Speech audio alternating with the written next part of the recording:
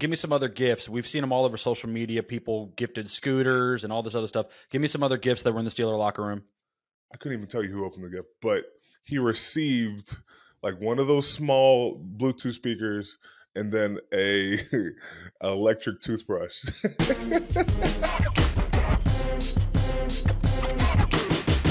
All right, guys, it's another episode of Not Just Football with Cam Heyward. Hopefully you guys are nice and warm after the cold game we had. I am, of course, your host, number 97, Cam Heyward, and with him, as always, my producer and longtime friend, Hayden Walsh, who was probably pretty warm since he watched the game. How you doing, buddy? I am much warmer than you were. That place looked freezing on Saturday night. I'm doing good. Georgia was cold, but I'm doing good. Had a great Christmas. How was your Christmas? Christmas was good. We got to play Christmas Eve, and good thing we won because then I got to enjoy Christmas. And got home late, texted you, and I had to finish up wrapping gifts. And so I jumped on that. Then by 3 o'clock, I was in bed and thinking about Santa's got to come soon, so the kids are going to be up soon. So, then the next day we just got to relax and enjoy the family. How much sleep do you think you got Christmas Eve from when you got home till the kids woke you up?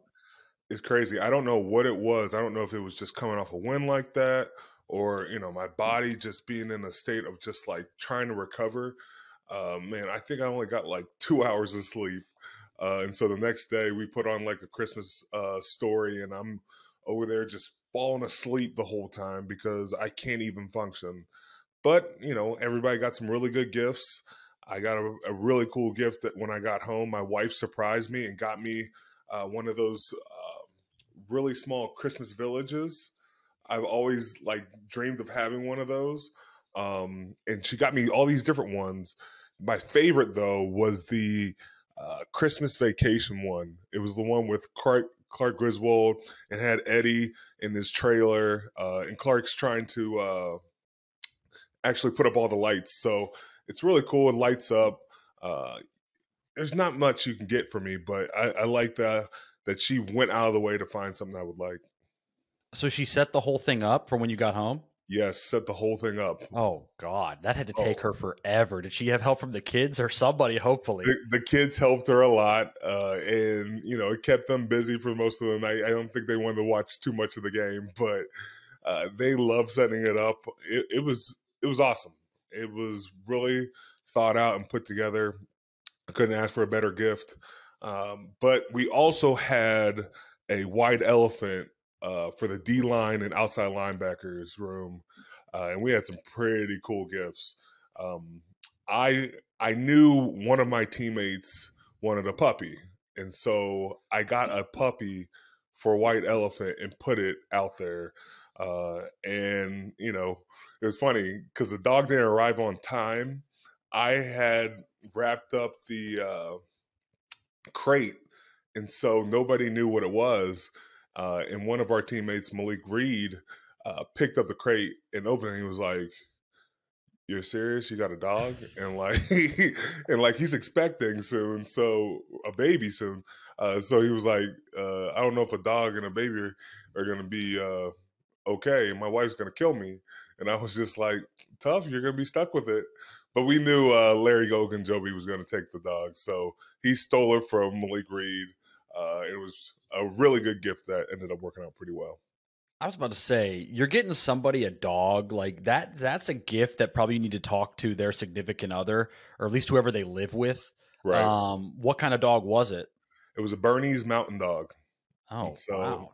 It was 12 weeks old, but man, 12 weeks old for a Bernese, those things are humongous. So it was pretty crazy. That too. So you went and got him a humongous dog. Like, did he at least give you the type of dog he wanted so you knew what to get? Yes. Okay. He told me what type of dog he wanted. If you just sprung a dog up on me like that I had to take care of, like that I didn't know and it was huge, like I would have loved it. But that would have been like, dude, come on. Like, I know. At first I was gonna get a puppy for TJ. And he was like, "Yeah, we're thinking about getting a red lab." And, I was like, "I'm going to get it for you. Just hold on." And then, he talked it over his wife, and she was like, "We can't do it right now. We want to get in the off season." And so I was like, all right. And then somehow me and Larry got talking, and he said, yeah, I'd take a dog. And I was like, okay, I'm going to get you a dog. You just better be ready. And so I got him a Bernese Mountain Dog like he liked. And, he had the deal. He got it on Friday, played with the dog. Then we had a late night game, so he probably got to go home and play with the dog. Had to leave, then come back to the dog. But he's having some fun. Give me some other gifts. We've seen them all over social media. People gifted scooters and all this other stuff. Give me some other gifts that were in the Steeler locker room. Oh, well, I personally got a huge, like, fat scooter that looks like a motorcycle almost. It's really freaking cool. So it's at the facility right now. I got to figure out a way to get it home. But man, it's going to be a fun little toy for me to play with. So I'm looking forward to that. The funniest, the DBs had one, and I won't put out any names because one guy opened a gift. Who opened the gift? I couldn't even tell you who opened the gift, but he received like one of those small Bluetooth speakers and then a electric toothbrush. And everybody was just like, everybody put like minimums on everything and thought like all the gifts were gonna be good. And like he's like, dude, I got a toothbrush. What are you trying to say? So like, luckily in the D line and outside linebacker room, all the gifts were great. We had a Traeger grills. One guy did a Louis bottle, iPads. What else? iPads, MacBook. Christopher Wormley, he put a poker table with a cocktail machine. So that was a pretty, there were some really good gifts, and everybody was pretty thought out with their gifts. Who do you think is the best gift giver you've ever played with? Tyson Alualu. Really? Yes. Give me some examples of what he's given out before. Well, last year we didn't do White Elephant. We just did Secret Santa. So you just had to find a gift. And for me, he got me a Turbo Man from Jingle All the Way. And then he was like, oh, your other gift's downstairs. You have to go grab it. And so I go downstairs. This dude got me a freaking golf cart. I was not ready for that. So I was about to say, yeah. I remember that because I'm like, you said you got the scooter. I'm like, didn't you get the golf cart last year for Christmas? Yeah. So, I got other ways of transportation now. So it should be pretty fun when you come up here. Yeah, we can maybe race the golf cart and the scooter and see who wins or something like that. Yeah, man. So Tyson's the best gift giver. Do you want to go who's the worst gift giver? Is it Connor Heyward? Is that who got the electric toothbrush? Go ahead and say it. Is it him? I would be very disappointed if Connor got the toothbrush, but he didn't. I was saying years past, we've had some really bad. Dan McCullers, Isaiah Buggs. What are the gifts though? Like, what are they giving? Like, one year, Dan got Tyson. He got him it was like a Polaroid camera from Walmart, and then it was just like it wasn't even wrapped. It was still in like the bag, and just like he tried to tie it tight. So there weren't a lot of. It wasn't a good gift. And then like Bugs a couple years ago, what did he do? He got like this guy's shoes, but then didn't even meet the minimum of what we were saying everybody had to spend. So we were like, guys, like it just ruined the Secret Santa for some guys. So we always had to pick up the slack when it came to that. Yeah, that would be so bad if somebody goes under the minimum. I get that gift, and then I look over and Cam's got a scooter or a golf cart or something like that. Yeah, that would not be. Everyone's got to play their part in the Secret Santa, right? Yes. We even got our coaches to play. So Coach Dunbar, he put together. I think he did. What did he do? I want to say he did like a cigar set. So everybody comes with like really creative ideas. It's just about spending time with it. Well, cool. Well, I'm glad that they were able to have the good Secret Santa or White Elephant, whatever you guys call it up there. But give us a reaction, man. How was the Raiders game? Huge emotional night. Obviously, you carried out the Franco flag at the end of the announcements or player announcements. How was the game, and how'd you feel you played? I think, it was such an emotional game. whether it was I didn't even get to see the ceremony at half, but I heard that was beautiful. Pat Fryermuth coming up with the idea to let everybody wear jerseys in honor of Franco. I got asked to bring the flag out. So just to tip our cap to, the man and the person he was off the field as well. It was pretty special to be a part of. And then, it being in the 50th anniversary of these two teams meeting, it was a gritty, grindy type of game. There wasn't a lot of points, but we were able to come out on top. I thought we were more physical in the game and made some really big plays, whether it's turnovers and interceptions. Getting the touchdown late from Kenny to GP was huge. I thought we played a decent game. Personally, I just thought I was not going to lose this game. There was too much of that stuff going on, and I vowed to myself we weren't going to lose. Yeah, you played great. I mean, there's no other way around it. You played one of your best games of the year. And I think, too, the thing that you have to be the most proud of is holding Josh Jacobs in check. What was the key to that? I think he was the league's leading rusher when they came into the game. 15 rushes, 44 yards. How important was that, and what did you guys do to stop him? Man, it's a 11-man job. 11-man job. It's not one guy. Everybody's got to be responsible for their gaps. We got to get off blocks, hustle to the ball. And I just felt like every time there was a run, it wasn't just one guy. It was multiple guys to the pile. And you got to do that versus good running backs. And that's a testament to them. But, it wasn't even just stopping Josh Jacobs. It was, trying to contain the other guys too. Devontae Adams, Darren Waller, Hunter Renfrow. They're very explosive on offense. And so there were points in that game where our offense wasn't necessarily clicking. So the defense needed to get off field and not really surrender any points because, you're kind of trading field position at that point. And I just think we did a great job on defense sustaining that and making sure we got off the field and give our guys one more chance to go out there and win it. You look at that last series before the offense went out, Mike T put us back on the field and punted. We haven't been successful at that in a couple games this year. But when we are successful at that, we give ourselves another opportunity. And Najee, Pat Fryermuth, George Pickens, Kenny Pickett, Deontay Johnson, and that offensive line were all responsible for getting the ball down the field and setting us up to get a touchdown.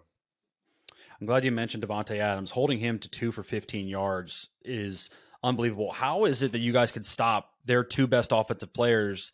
Like, what was the key to stopping Devontae? The secondary played great. Secondary played great. You're definitely going to put coverage over top of him, never let him feel comfortable and feel like he's always got a one-on-one. That on the back end is very hard to do. But to help that, you got to make sure you get pressure up front. And I thought we got pressure from a multitude of guys. When you can do that and mix up your coverages, you can never feel like they're just going to continue to keep throwing at them. Yeah, and I'm glad you mentioned the offense. They were able to get the touchdown late. But then we had Steve Smith starting a little drama here, calling the offense very Saturday-ish. Is that bulletin board material, or you guys kind of just like brushing it off? It's just Steve Smith doing his job and calling it like he sees it. He calls it like he sees it. The bulletin board material, I don't know if that really applies. But I think, it was just not enough earlier start to how we wanted to start the game. I know offense wants to put points on the board, and we really didn't up to that point. Not only having 6 points through 3 quarters is not, successful as an offense. And I'm pretty sure they're looking for ways to correct that. But at the end of the day, we got the job done. And Saturday-ish, Sunday-ish, as long as we get the W's, that's all that matters. Yeah, and I think we've talked all year. You guys are going to have to play complementary football to win. A younger quarterback or a new quarterback. The defense was the highest paid unit. They were going to need to do their part all year. So the offense might be the way it is just because it's a young group on the offensive side of the ball. Mm-hmm.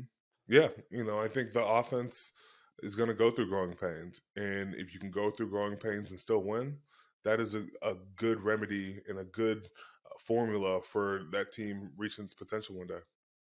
Yeah, and I got to ask, how cold was it? Be honest with me. I saw dudes wearing sleeves, like TJ had on sleeves, and I was telling everybody that they can't wear sleeves, and then TJ came out with sleeves. I'm like, I guess they can wear sleeves. It must be cold. I don't know. Like, for me, it just same stuff you usually wear. And then I was putting on warm skin and Vaseline. My wife, it kept going through my head. My wife just kept telling me, please just come home with all your limbs because it is going to be very cold. And so, I'm psyching her out. I'm just like, man, I'm ready for this. I love these type of games. And she's just like, what's going on with you? Like, why are you so excited about like going into this cold weather? I'm like, because you're over here like psyching yourself out. I'm like, I look forward to these. This is where, like football is made to be played in like these extreme temperatures. Like you got to be able to go with the environment and, not let the environment affect how you're going to play. Yeah, okay, but how quickly are you putting on the jacket once the possession ends for defense? You're just running over there into the jacket, right? I wasn't. Really? I was full tilt in it. Once I was on the field, I was like, so be it. I like wasn't like jumping to get on to anything. I enjoyed it. Like you got to be able to withstand some stuff because there's one thing you got to understand. You're going through it, but the other team is too. And so if we're both going to be out here, I'm going to make sure you feel this way more than I feel this. And, I'm going to make sure every hit hits a little bit harder and you feel it. And that pain, it's the worst when your hands start to hurt. Mm-hmm. And so I want to make sure your hands hurt before mine do. Well, and I'm actually curious about that because obviously they play in a dome in Vegas. Do you think that definitely affected them not dealing with the cold very well? I don't know. I just got word. I think Connor was telling me that they had guys come out early before the game that weren't wearing anything and, had their shirts off. So they were trying to, psych themselves up as well. But man, I like to think you stay in this weather, you're going to be ready for this weather. It's kind of hard to simulate when you're all the way on the West Coast. Yeah, no. I mean, it looked freezing. It really did look cold. I mean, watching it, the fans, they were out there, but man, some of them looked miserable out there. I don't know if I could have made it through that whole one. You could have. You could have. Well, yeah. Well, let's move on to Sunday here. Were you able to watch any of the games, or were you just chilling out, getting some sleep? I'm going to be honest with you. I did not turn on the TV at all besides to watch Christmas movies. Everything else, everything sports related, did not exist on Christmas Day. Okay, well, that's fine. We could fill you in on a little bit of stuff. Have you heard the news about Coach Hackett with the Broncos being relieved of his duties after a 114 game on Sunday against the Rams? Not a very good look. Yeah. The Broncos season hasn't gone to plan, and someone was going to have to answer for that, whether it was Russell Wilson or Coach Hackett. You never know how that's going to play out, but when you pay so much money to a guy like Russell Wilson, the coach might be more at fault for that. And you look at all the things you would see on the sidelines in multiple games. Someone's got to get a hold of that, and hopefully that doesn't continue to happen. Well, I think back to week 1, when they were on the Manning cast and it was 4th and 5, they let the clock run down. They didn't go for it. They were elected to kick a long field goal. It just looked like then that maybe he was in a job that was too big for him. I just think, though, 15 games in seems really quick to fire somebody. Did you forget what happened last year? Urban Meyer got fired. Well, and I agree with that, but there was a lot more going on there where you had the bar incident, the kicking of the kicker incident, or whatever.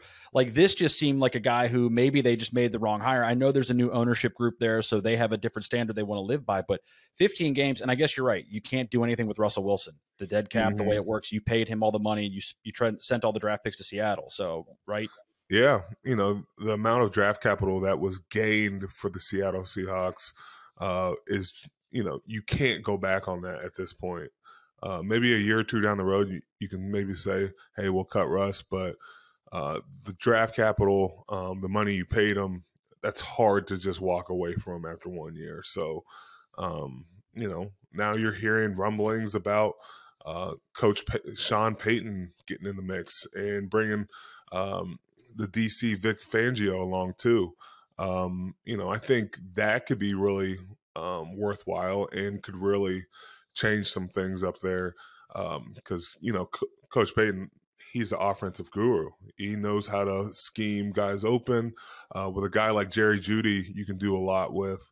I think they still got to continue to build out the roster a lot more, and it might just have to be addressed during free agency because they don't have those picks like they want to. And so you trade guys like Noah Fan away, who would have been very good going forward, but, man, that trade looks terrible now when you see all that they give away and didn't really give Russ a lot to work with, and so you're really just trying to, see what you can do going forward. Yeah, I mean, if you look at it too, the draft pick they gave up to Seattle would be the 3rd overall pick this year. So you're not going to have much draft capital to deal with. Now, I do want to know, you understand the game a lot better than me and understand offenses and players. Would Sean Payton and Russell Wilson be a good fit? I think it would be a very good fit. I think Sean Payton, he can dial up anything, but I think it's about understanding the players and understand what you got. I think Russell Wilson was always compared to like a Drew Brees type for his height. And maybe they're able to mix up some things, but I definitely think they got to get more receiving help. And because Coach Payton, he's been able to have some really good receivers over the year. Marcus Colston always reminds me of what he had in New Orleans, who was from Hofstra. And then Coach Payton just put him on the map, and he was all over the place. And he was always wide open. Does that fulfill your role with Jerry Jeudy? But I think you got to reestablish the run game. I know they had a lot of injuries in the running back room. So you look for that to improve. And I just hopefully Coach Payton and Russell Wilson get on the same page going forward if it does happen. Well, let me ask you this. Now, there's another team that has been rumored to be maybe in the market for a coach at the end of the season. That's Arizona. What's a better fit for Sean Payton? Cardinals with Kyler Murray and that receiving core, or the Broncos? Ooh. I think the best receiver out of both of those teams is DeAndre Hopkins. But going forward, I don't know if I really like. You got Hollywood Brown there too, man, and James Conner, and I believe Ertz is hurt now, but he's going to come back. Like, they have the skill guys you'd like. They do, and maybe it's just me. Who would you rather have as your quarterback, Russell Wilson or Kyler Murray? Yeah. And that is going to be a Sean Payton question. I can't answer that. I think Russell Wilson has won an MVP. I mean, won a Super Bowl. So, you would lean towards that way. But Kyler's got, skill and youth on his side. So you never know.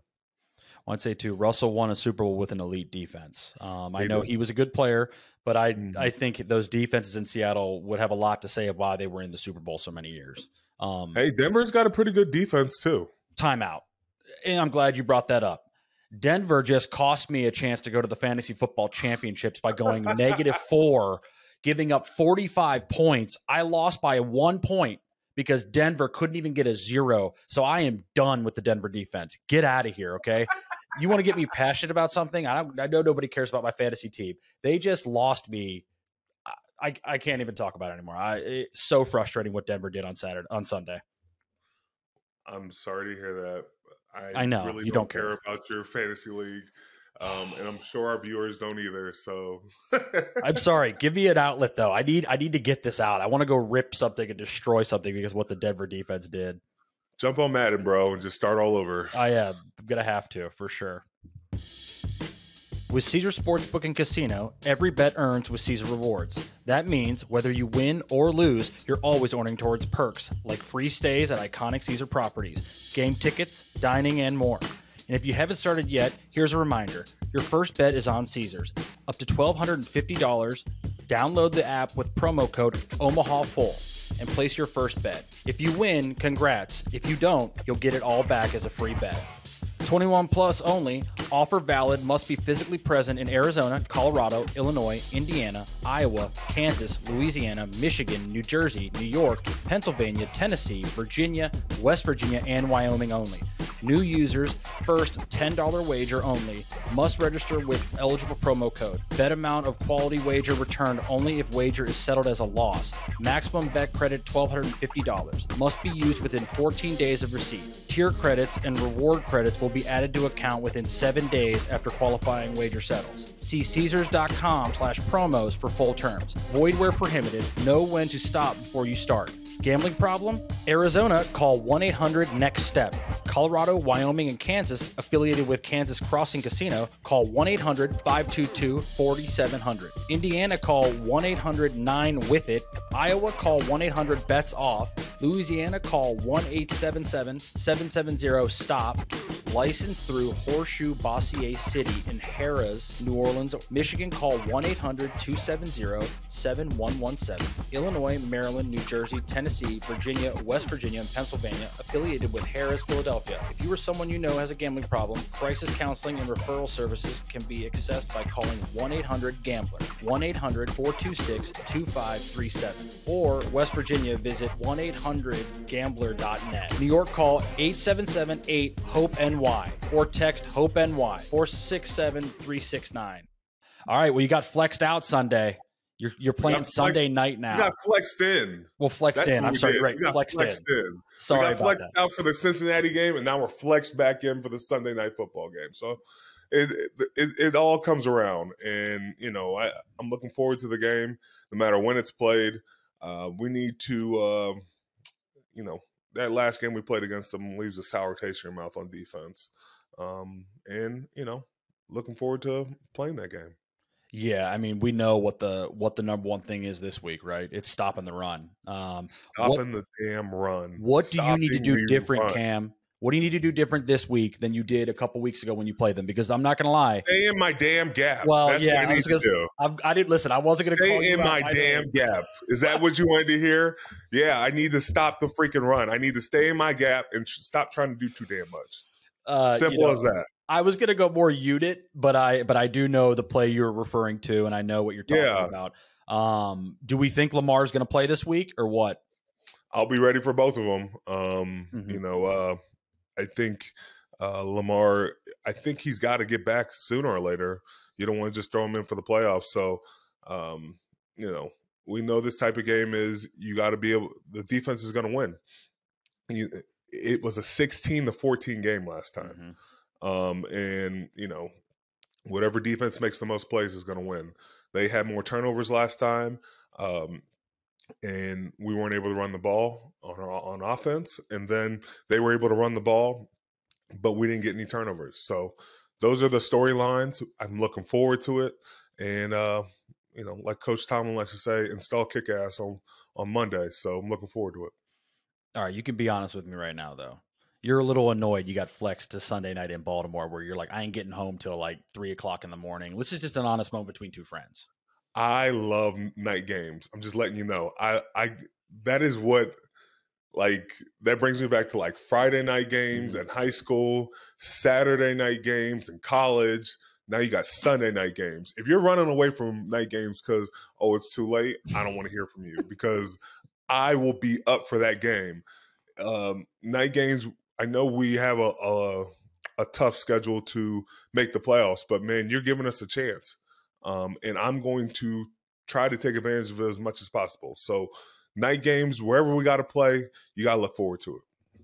Well, I'd say too, and I'm glad you brought up the playoff thing. That thing is coming together nicer than it's a long shot still, but it's not as crazy as I think it was maybe 3 weeks ago after the loss to the Ravens, right? You guys got a shot. You just got to keep playing and try to win every game you can.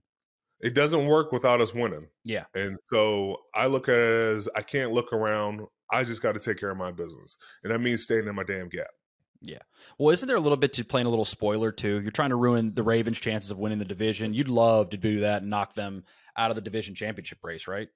I don't really look to play spoiler. I just look to, we got to win games. And they're just in the way right now. The schedule is made. If they win the the AFC crown, so be it. We're just trying to find a way to punch our ticket in the playoffs, and that means taking care of business. Okay. You got a weather update? How cold's it going to be there Sunday night? I don't know, but I can't think it was anything crazier than what we just played. So No, we'll see. dude, last week was insane. I don't know. It hit everywhere, though. You weren't alone, okay? It was the coldest game for Acrisure Stadium. So it officially was? Yes. Man, and they had all those guys sitting in the middle of the field, sitting there watching Franco's video. I'm like, man, I appreciate it, but we could move that thing inside. Yeah, I felt bad for Mean Joe. They're all out there, man. They had everybody out there and stuff. And I will say, Steeler fans were pissed at the NFL Network. They I don't know if you heard this. They went away from the Franco montage, and I'm like, they're like in the middle of this thing and totally just went to a commercial break. I don't know what they were doing. Oh man, that's very disappointing. But if you do want to check it out, it is on the Steelers Twitter handle, and it can be found. That's really mind-boggling that they would mess up something like that. But there's some opportunities to still watch it. Yeah, did you watch his football life on Friday? I did not. I did. It was good. It was emotional. Definitely had out all the tears and stuff. It was tough to get through knowing that, he had just passed, but it was really cool. You need to check it out when you get a chance. I will. I'll make sure I will. Add that to the list of Love is Blind or whatever else you're watching right now, and we can do a recap of it next week. Okay. Did you hear about your fellow draft classmate? Yes, I just heard one of the guys that has been balling for so long in our league, 3-time Defensive Player of the Year, JJ Watt, is retiring. It's funny. He DM'd me out of nowhere and was just like, congrats on the game, and keep going, never stop. And I'm like, you keep going, never stop. And then he's calling it quits. And I just I've always appreciated getting to know JJ and TJ. We both started out in AZ training out there, and that 2011 class, man, we got some really special guys in there that will go down in history as some of the best at their positions. It really is a great draft. I mean, we talk about best draft classes of all time. I don't know where you guys are on the depth of after the first round, but if you go look at that first round of that draft, and I know there's guys there, but it's tough to compare every draft ever. That first round though, Cam, is loaded with guys. I mean, you even got guys like Aldon Smith, who didn't play a full career that I think we all thought he would, but it was awesome. I mean, you got dudes all over that draft class. And how's it make you feel though? JJ's retiring, man, and it's just crazy. It feels like just yesterday y'all got in the league. I know. One by one, my guys are starting to retire. It's getting, there's slim pickings out there for the 2011 draft. But it's an honor to be part of such a really cool group.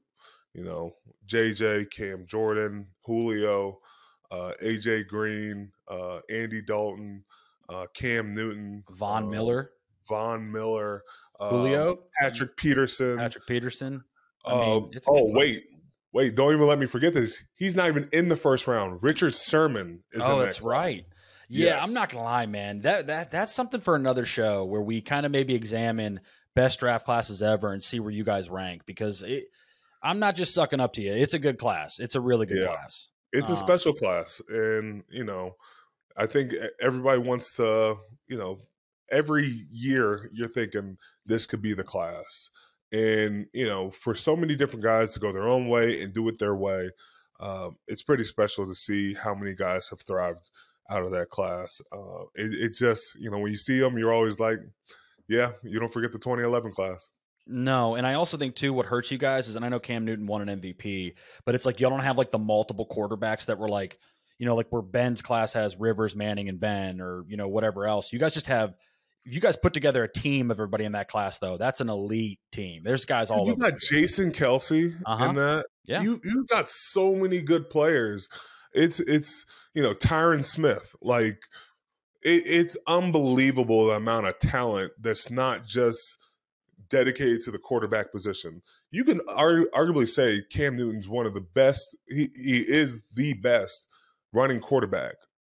And so you look at the stats, and so, I know it's not the prototypical quarterback, but, Andy Dalton's still around. How many guys can say they've had a career that long? He must be doing something right. And so I think with the amount of guys who have stayed in the league as long as they have, who have performed at a high level, it's really special to see how many guys are going to wind up in the Hall of Fame. Well, I think Cam is injuries, right? If Cam doesn't hurt his shoulder and can stay healthy, I mean, there's no telling where he goes. I mean, like I said, the guy was a MVP on a 15-1 team that lost in the Super Bowl. So, I mean, yeah, I'm looking at this. Mark Ingram's in that class, Kyle Rudolph. I mean, you got some dudes all over. Torrey Smith. I mean, that's a good class, man. It really is. All right, now I want you to go scout here. What are the biggest similarities between TJ and JJ? You've got to play with TJ, but you watch JJ from afar. Their motor is identical. They both give relentless amount of energy to chasing after the ball and getting after it. And I think that's what makes them the pass rushers they are. It might not be the first move, it might not be the second move, but they just keep going, and they're like the Energizer Bunny, and that's how they play. But I think that, and then I think they've got this one, we call it the ghost, where they show their hands and they get a little dip through. And I've seen both of them do it every single time, and it's identical. Okay, so they've clearly been training together for the last years. For a long time. Oh, for man, a long time. That's interesting, man. I'm glad you could give us a little breakdown of them. One year we're gonna have to have like everybody from the 2011 draft class on, and then just I don't know how we'd organize that, but there are some true studs that we got to give homage to, and JJ's one of them. Oh, I mean, dude, JJ, you got a Pouncey brother in there, Robert Quinn, Tyron Smith, Julio Jones, Patrick Peterson, Ryan Kerrigan, yeah, Marcel Darius. I mean, there are dudes all over that class, man. I mean, it really is. Akeem Ayers. I mean, there's guys, Randall Cobb. Like, man, I'll tell you. You do have a good draft class. Like I said, I don't know where it ranks all time. We'd have to do a little deeper dive, but I definitely think you guys are up there. We'll have to do a deeper dive and find out. Yeah, I mean, I definitely think we can make that work. All right, who's the better Watt though, TJ or JJ? Or Derek? I don't want to throw Derek. I know he plays a different side of the ball, but TJ, Derek, or JJ? I'm gonna say Mama Watt. Mama Watt wins. Or Big John. Big John Watt. Big John is awesome. I think the parents just do an amazing job. I don't know if I can pick between either one because they all find different ways to shine. And man, that bloodline is something special. Yeah, I'd say this. If you have 3 kids that play professional football and go on to be as successful as all 3 of they have, the parents are the real MVP. Yes. That's not by accident. That is something they did. So you're right. I like that. The best Watts are Mama Watt and Daddy Watt for sure. Yes. Hands down. Lions, Tigers, and tailgates. Oh my. The college football season is always a great time of year. Besides the jerseys, the face paint, and foam fingers, there's the food. And nothing gets you more fired up for game day than Eckrich smoked sausage. They are naturally hardwood smoked and have the perfect blend of spices. From buffalo sausage dip to sausage chili mac and cheese, Eckrich smoked sausage is a quick way to bring flavor to your tailgate meals. Visit Eckrich.com for easy, one-of-a-kind sausage recipes. Eckrich, you do you. All right, well, you said you didn't do anything on Christmas Day, but a little not just football. You didn't watch the Lakers either? I didn't watch the Lakers. I got the update. They were up like 10 at half, and then they ended up losing by like 15. Not good. LeBron looks great, but the AD injury, man, it's putting too much pressure on him. Yeah, they're going to have to do some type of trade or something because I think they said it's indefinitely he's injured. So, you don't know how long AD is going to be out, and you can't put that much on LeBron in this stage of his career. No, and I think too what sucks is AD was playing amazing before he got hurt. Mm-hmm. And him and LeBron were playing great together, but having to do so much to carry that roster. The question is, what's the move? I mean, they need shooting, but who is the shooting they go get? I would have said before the season, you could go out and get Buddy Hield and what's the big man they have over there? Miles Turner. Miles Turner. But they've been playing well in Indiana, so you're probably getting one of those guys instead of two of those guys. It's going to be interesting. You're going to have to – they've been so adamant about not spending both draft picks. So if they're going to have to make a trade, there's going to be a lot more pressure to get both of those draft picks back in. All right, Cam. So another basketball topic here. We got Pelicans and Grizzlies sitting at 2 and 3. I don't really care who you think is going to be the better team out of that one. I really just want one answer here. Who you going with forward for the next 10, 15 years, Zion or Ja Morant? I think Zion's got the poppier highlights, but I feel like Ja Morant has gotten, he's a little bit more healthier than Zion. And, I think that question mark is still out there. I know he's having a heck of a year, but you got to go with Ja, man. Ja is just – he's taking the league by storm. But I think even if you did that draft over, I think Ja goes number one to the Pelicans because he's just that dynamic. And, you don't get that many guards that do his skill set so often. So you never know. No, Ja feels almost like Russell Westbrook athleticism with it's not Steph Curry level shooting, but better shooting than what Russ gave us. I'd also think the injury concerns. But one thing I do want to say and hold you back on there, Ja puts out some pretty crazy highlight dunks. He does. Like it may not be Zion level, but it's close. It ain't far off. It's not Sam McGuffey level. Let's put it that way. No, of course not. No, I mean, let's be real. Sam McGuffey be the best athlete in the NBA today, right now. We need to actually get Sam McGuffey on and see if he was ready for the YouTube highlights that came along with that. The thing I'll say about Sam McGuffey is we're probably the only podcast on the planet that has mentioned him this many times this year. Okay. Like I feel bad for him. He only gets talked about on this football program when you're making fun of him. I'm not making fun of him. It's just the fact that you would show me clips every time I came over your house and swore he was like the next Messiah. And so from then on, when I get a chance to mention highlights, Sam McGuffey's following the highlights. Listen, they were really good highlights, though. Like, I do want to make very clear. He was very impressive in Texas. I think I also fell in love with, like, he's a Texas high school football player. So I'm like, oh, yeah, this is the guy. Like, this is the guy who's going to take us to the next level.